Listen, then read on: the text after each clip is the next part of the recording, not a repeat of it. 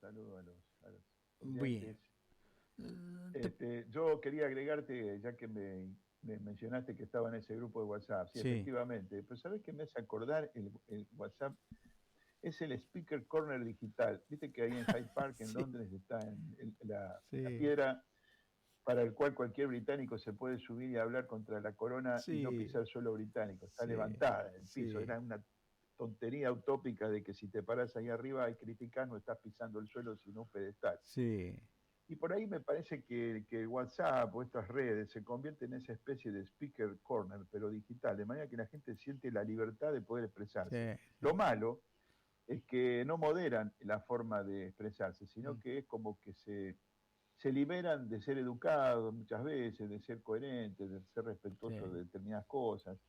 Así que sí, coincido con vos de que nos llevamos mucha sorpresa, inclusive sí, desubicados que por sí, ahí sí, en horas sí. inesperadas te mandan mensajes que, bueno, ¿qué va a ser? Sí, bueno, esto Eh, salió a colación de que la sociedad está caldeada.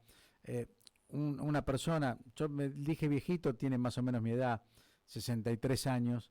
Ayer le volaron los dientes por estar peleándose con un ciclista de 36 que ve que el tipo está entrenado, ¿no? Para esas lides. claro, Y va y le peleaba, y seguro que le iba a volar los dientes.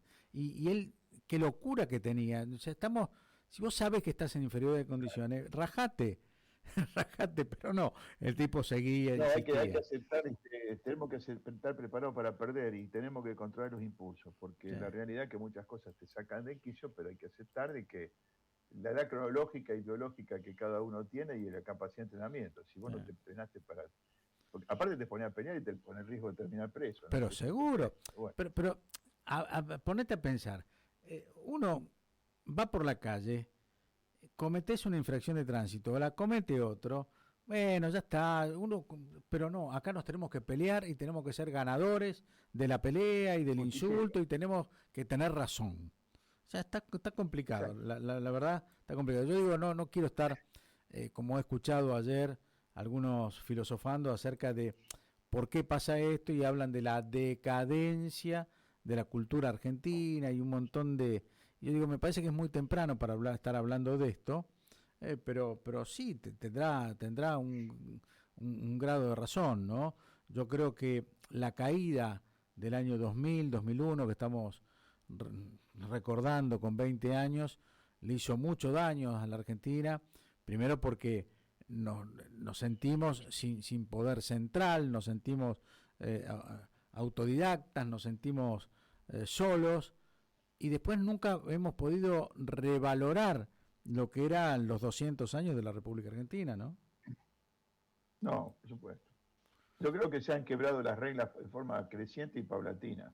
Sí, Hoy no existen más reglas en Argentina, o por lo menos las que están no se respetan. sí, sí, sí. Eh, Fíjate lo que está pasando, y que yo lo comenté hace un rato en un grupo que tenemos de estudios tributarios con la ley de presupuesto.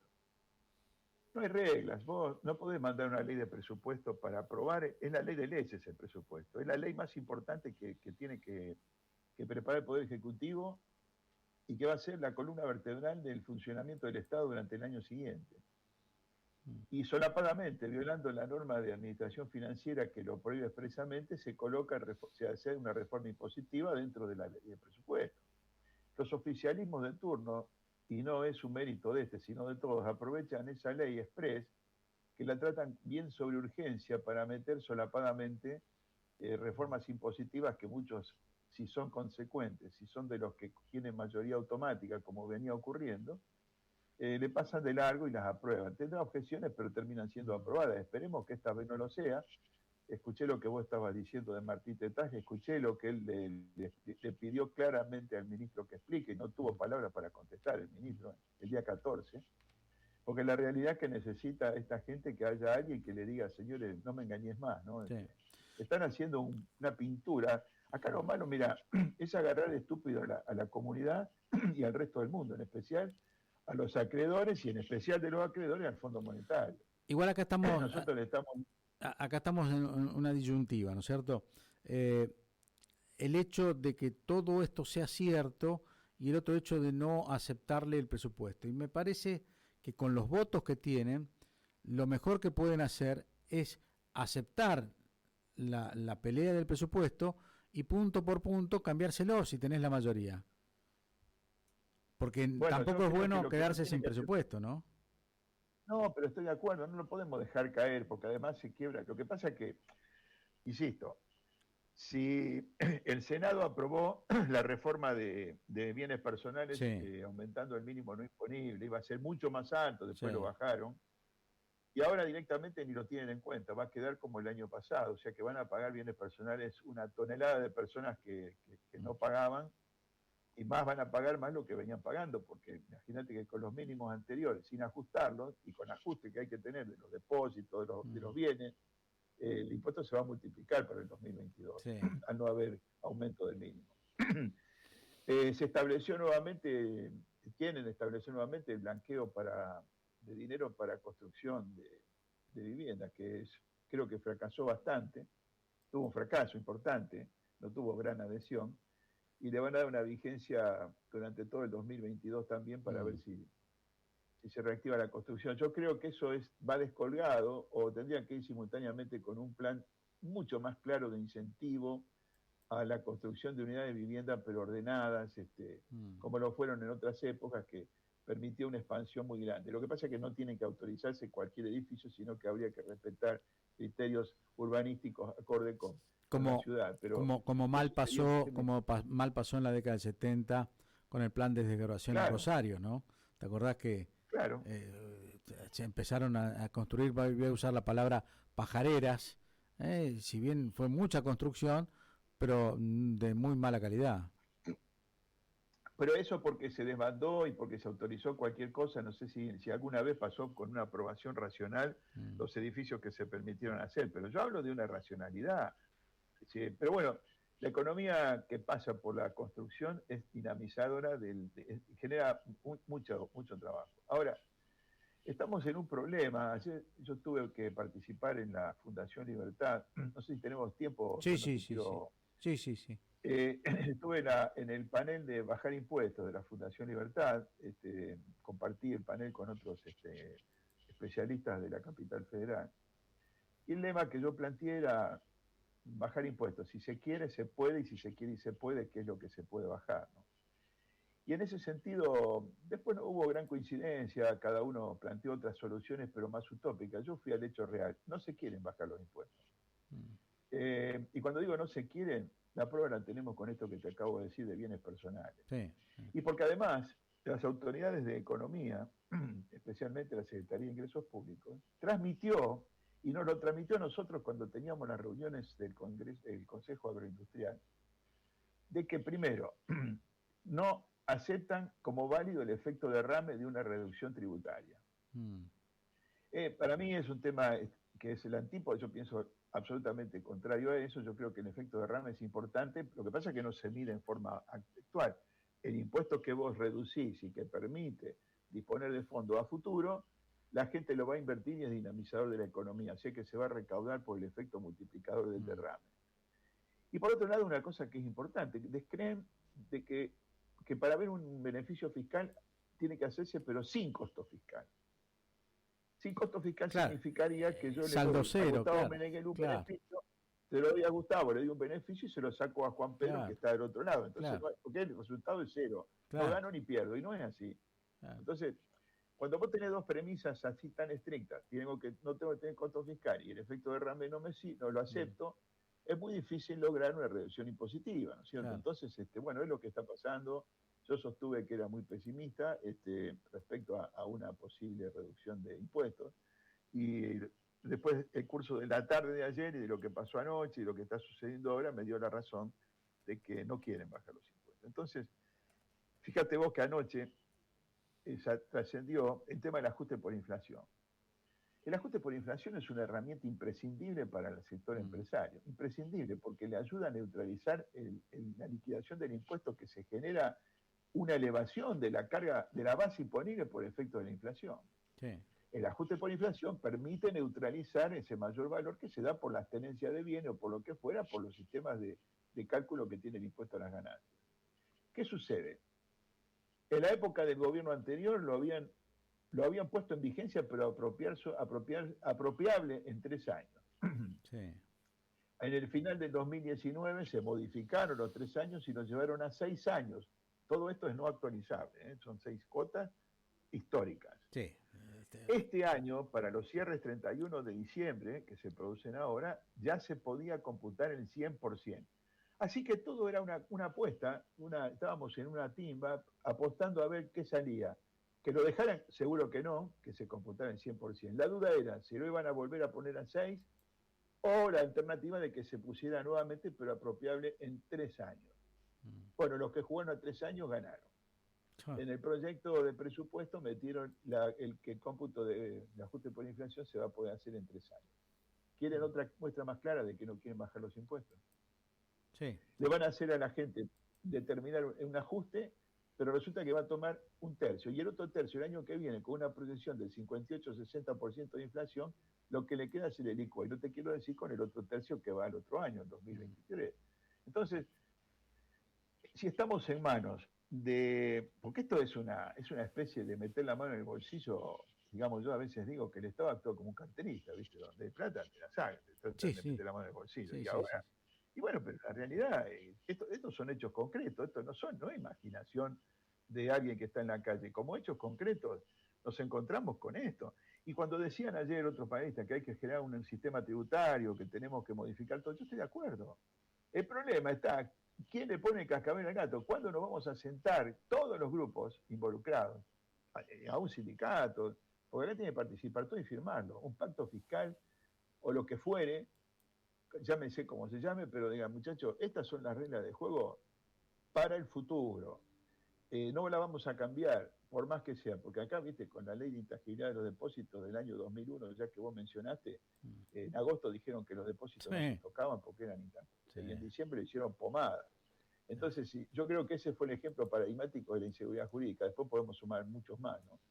Y entonces en tema impositivo pasa lo mismo, no vamos a modificar y cuando pasa cualquier cosa, no, le vamos a grabar a los ricos porque los ricos tienen que contribuir a la... Entonces el rico se desanima y cuando puede se va del país. O si tiene una empresa, no invierte porque sabe que si invierte la gente se le lleva la plata. Entonces, la verdad, el panorama, digamos, tributario que tenemos acá de peleas permanentes, de avances y retrocesos, es muy complejo. Así que yo te insisto que si teníamos que hablar, querés que charlemos algo de moratoria, te digo. Sí. Tiene razón aquello. La verdad que sos el mejor, pero el mejor entrevistado, porque yo lo llamo por moratoria, hablamos de otra cosa, y querés hablar el mejor entrevistado. Se pregunta y se responde. No, pero ¿sabes lo que pasa? Podemos decir que le dieron un beneficio fraccionado de acuerdo al volumen de la empresa en 60 cuotas, 120 cuotas. Sí. Todo fantástico. Se puede pagar, bueno, es muy complejo. Tengo un cuadro donde está paso por paso qué es lo que hay que ver. Lo único que sí, te doy la razón a los que aún me lo decían en los comienzos de la profesión, de esto te estoy hablando de hace casi 50 años, donde la gente cuando pasaban estas cosas, pues se repiten, te dice, al final siempre se gana el que no paga. Y la realidad que uno se resiste a creerlo, pero después te das cuenta que en general, y no quiero ponerle nombre y apellido de los que no pagaron y se beneficiaron, que tiene nombre de descubridor de América, pero si vos te pones a pensar que el que pagó se embromó, se endeudó para pagar, quizás sacrificó otras cosas para cumplir, y el que no pagó, porque no pudo, que es muy importante, pero están los otros, como yo le puse a este señor, que se guardó en las retenciones de la nafta para invertir en otras cosas, y está discutiendo, y le están dando la razón de que era al final dice que era una persecución, lo que tuvo por haberse quedado con 8.000 millones de pesos, que era plata que había retenido en la venta de combustible. Ahí se demostró, yo estoy en el medio de esto, ¿no? Pero igualmente ahí se demostró que no era la refinería, no eran las estaciones, sino era la refinería y no era una retención. Viste que ustedes diferencian mucho quién retiene del contribuyente o quién deja de pagar a la AFIP. No, para mí es exactamente lo mismo, para mí el dinero es fungible, para mí es lo mismo, pero para ustedes los tributaristas no, o en todo caso, por lo menos para la emisión del tributo, ¿no? Para la percepción del tributo. O sea, para el oyente, explicarle cuál es la diferencia entre retener y no pagar. No, retener primero que yo cuando retengo estoy asumiendo un papel de delegado del Poder Ejecutivo, actúo como una especie de AFIP. Sí, Las estaciones de servicio, si le queremos hacer simbólicamente, deberían tener debajo de su marca el término AFIP. Tendría que estar ahí arriba exactamente. el escudito de la empresa y abajo decir más grande Sí, AFIP, porque es más impuesto que nafta lo que vos estás comprando, claro. ¿cierto? Ahora, En cuando este yo... caso, en este caso, en este caso, en el juicio lo que se está descubriendo, lo que habían planteado, que no era una retención, porque no eran las estaciones, sino era la petrolera. Al ser la petrolera, no era una retención.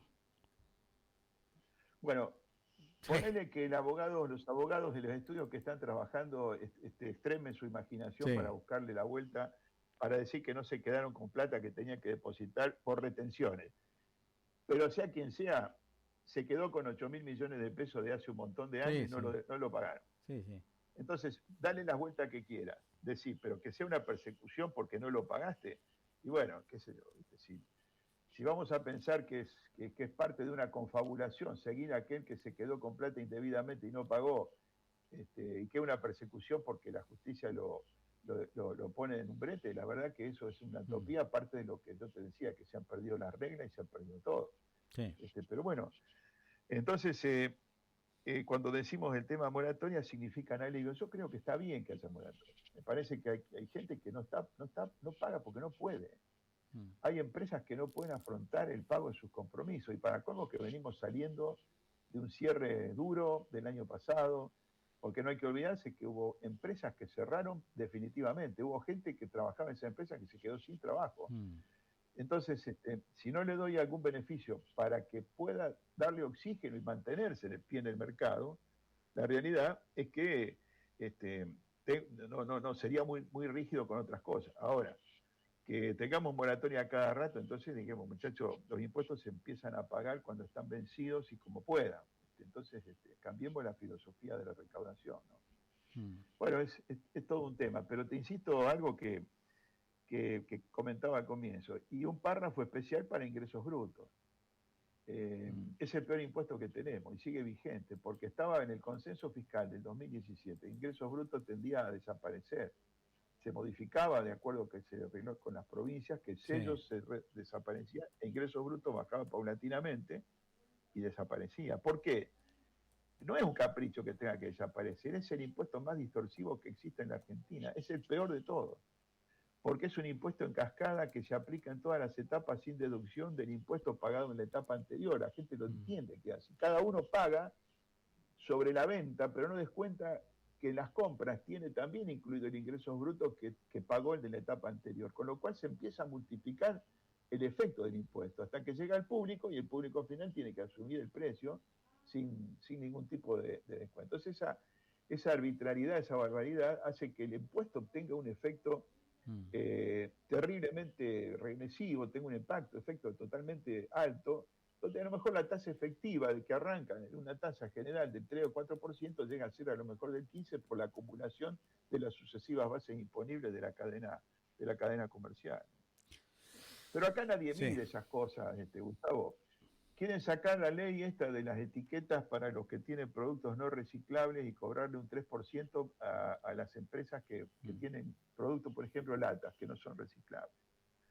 Sepamos de que es una especie de aumento de la alícuota del IVA, porque es un impuesto sobre el final. A diferencia del IVA, no se va a discriminar si sale, va a ir metido dentro del costo. Y al estar metido dentro del Sí, costo, sería antes del como IVA, ingresos entonces va a brutos, tener una... como un ingreso bruto Exactamente, va a final. tener un mayor... Entonces, hay que mirar que ese 3% impacta en mayor ingresos brutos, porque va a aumentar la base imponible, al margen de que va a aumentar 3 puntos el impuesto final O que se sea, paga del ese 3%, ese 3% ¿es sobre el precio final o sobre el costo del envase? Bueno, ahí yo no tengo claro, porque la verdad que me resisto a tener que ponerme a estudiar cosas descabelladas y sobre todo con proyectos descabellados donde vos sabés qué quieren hacer con la plata o te imaginás para qué quieren recaudar esa plata y a Sí. manos de quién va a ir. Pero lo que sé, yo entendí que iban a pagar por el precio final del producto en la última etapa antes del IVA. Una Pero locura. si es sobre el costo del envase, entonces habrá que hacer una desagregación del precio, pero tiene que arrancar de la fábrica, porque cuando alguien compra un aceite, una lata de tomate, el supermercadista no sabe cuánto incide la lata en el precio que le está pagando a Arcor, supone, por ese Sí, tomate. y lo Entonces grave no tiene forma de sacar. y lo grave es que va sobre el precio final y no en realidad sobre Claro. quien produce el envase, es decir, el que produce la Bueno, mercadería. pero acá tenemos que asumir otra cosa, otra realidad. Todos los impuestos lo termina pagando Juan Pueblo, Gustavo. Mm. Cuando nosotros nos creemos que le aplican ese impuesto a una empresa, la empresa lo traslada en los precios.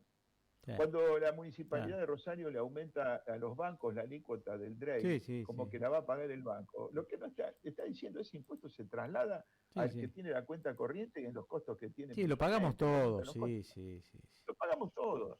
Entonces, que de una u otra manera todos los impuestos, aún ganancias que uno cree que lo paga la empresa, el costo de los impuestos está metido en los costos Claro, de claro. producción o de comercialización.